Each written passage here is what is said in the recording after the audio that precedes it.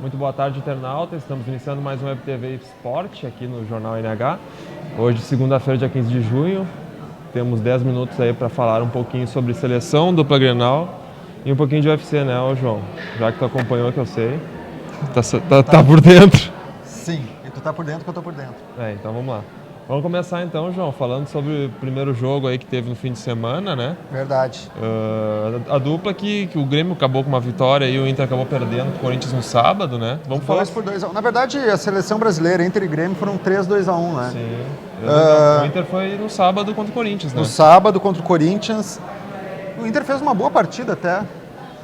Ainda mais se nós formos analisar as circunstâncias da partida. Sempre é complicado jogar com o Corinthians em São Paulo. O Inter está sem vencer lá desde 2009, ainda com uma série de desfalques. O Inter fez um enfrentamento bom, digno. Primeiro tempo conseguiu amarrar bem o Corinthians defensivamente. Abriu o placar com o Nilmar, acabou sofrendo a virada no segundo tempo, mas teve bola na trave, o Alan Costa perdeu um gol. Enfim, de repente um empate seria um resultado justo, uma vitória do Inter até não seria um absurdo. Mas o fato é que o Inter acabou perdendo mais uma vez para o Corinthians. O Corinthians tem sido uma pedra no sapato dos colorados. Especialmente depois de 2005, parece que a gana, a vontade de bater o Corinthians ficou cada vez maior depois daquele episódio do Brasileirão. Mas parece... Até hoje se provocam, né? Exatamente. O Corinthians acabou vencendo e botou a hashtag Põe no DVD dentro do estádio. Depois uma provocação, uma alusão ao DVD que o ex-presidente do Inter, o Fernando Carvalho, fez para entregar à comissão de arbitragem antes da final da Copa do Brasil de 2009, na qual, segundo a visão do presidente Carvalho, que na época acho que era vice de futebol, nem atuava como presidente, o Corinthians vinha sendo beneficiado com arbitragens. Enfim, ele fez um conglomerado de lances e enviou para a comissão de arbitragem, mas acabou não dando em nada. Mas é fato que essa gana que o Inter tem do Corinthians até não é recíproca, porque o Corinthians acaba levando a melhor nos últimos jogos contra o Inter, mas essa gana acaba não se tornando algo positivo. Pelo menos não é o que os resultados dos últimos anos têm dito aí pra nós, né, Bruno? Bom, João, e o Inter que volta a campo quinta-feira, né? É o único time que joga na quinta pela rodada. No meio da semana, é o único brasileiro. Não, o Figueirense também, que é o adversário do Inter, né? O Inter não vai jogar sozinho.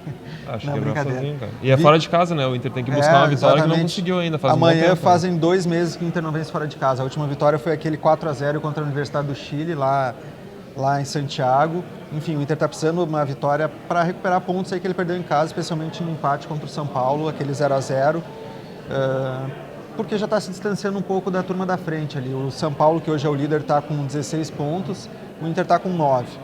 Claro que está muito no começo do campeonato, mas se deixar continuar meio molengão assim no brasileiro, como o Inter está meio instável, daqui a pouco não consegue mais buscar. Beleza, João, vamos falar um pouquinho de Grêmio então. O Grêmio venceu o Atlético Paranaense no final de semana, né? O Atlético Paranaense que era o líder da competição.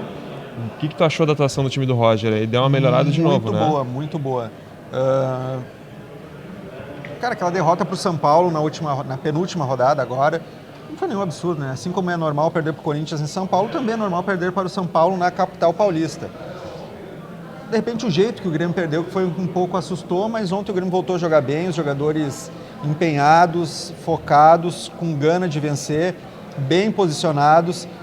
Aquela troca de posições ali do Juliano e do Luan e do Douglas enlouqueceu a defesa do Atlético Paranaense.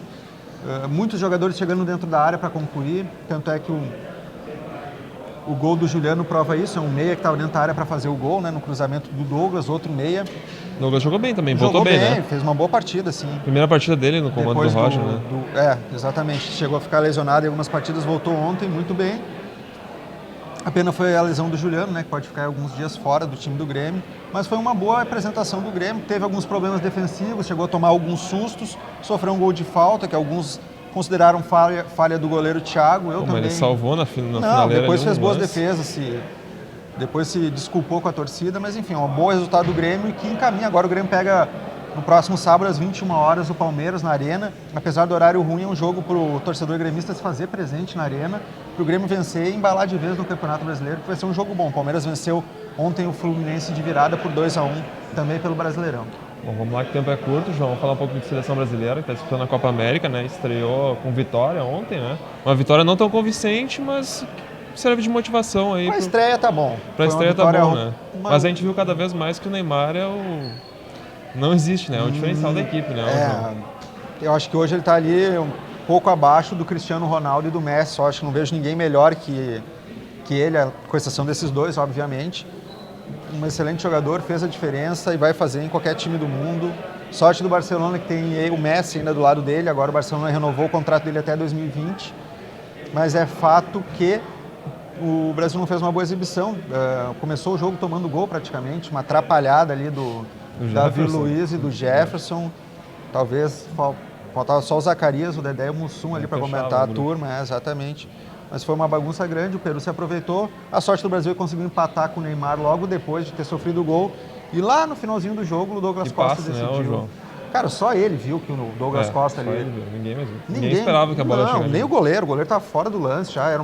Quando ele tocou assim, parecia, o que ele fez? Ele, aparece o Douglas Costa livre para concluir, só para chutar pro gol. A gente estava falando do Neymar, dessa questão de liderança dele, a gente deu para ver bem ontem, aquele momento que teve uma falta perto da área do Peru, que ele tomou cartão amarelo, porque ele tirou aquela espuminha que o juiz tinha botado, né? E daí deu toda aquela confusão, veio o pessoal da seleção brasileira, do Peru, todo mundo reclamando, e ele estava empurrando todo mundo, até os próprios companheiros. Ele parece estar meio nervoso, assim, ultimamente. Até que no jogo de Porto Alegre ele pareceu assim, meio irritadiço. Não sei se de repente é o estresse dessas últimas semanas aí pelo Barcelona, que foram semanas estressantes em função da pressão das decisões. O Barcelona conquistou 3 títulos, de repente agora que seria as férias do futebol europeu, ele está tendo que fazer mais jogos puxados pela seleção brasileira, de repente isso aí está incomodando um pouco ele, mas dentro de campo ele faz a diferença, mesmo irritado ou tranquilo, enfim, ele é um cara fora do normal. Bom, João, e o fato é que quarta-feira, o Brasil entra de novo em campo, né? Contra a Colômbia às 21 horas. Pode eliminar a Colômbia, né? Ou não? A gente estava conversando sobre pela isso, questão né? dos terceiros melhores, dos 2 melhores terceiros também classificarem, mas se o Brasil vencer a Colômbia fica com 0 pontos em 2 jogos e fica uma situação bem complicada para classificar. Ainda se vencer o Peru lá na última rodada, a Colômbia ainda tem chance, mas vai ser um jogão. As partidas 21 horas, né? 21 horas. Quarta-feira. Daí por isso não vai ter rodada do Brasileirão, vai ter o único jogo quinta-feira. O único jogo de meio da semana do Brasileiro é o Inter às 21 em Florianópolis. Beleza, pra gente encerrar o programa então, João, vamos falar um pouquinho de UFC, né? Teve Vitória Gaúcha aí, primeiro lutador gaúcho a conquistar o cinturão do UFC. Fabrício Verdun, não sei se chegou a ver a luta do Verdun contra o Velasquez. Não consegui ver da maneira que gostaria. Estava meio acordado, meio dormindo. Eu também. Eu praticamente acordei na hora da luta, né? O cara fica ali olhando aquela sequência de lutas e acaba pegando no sono.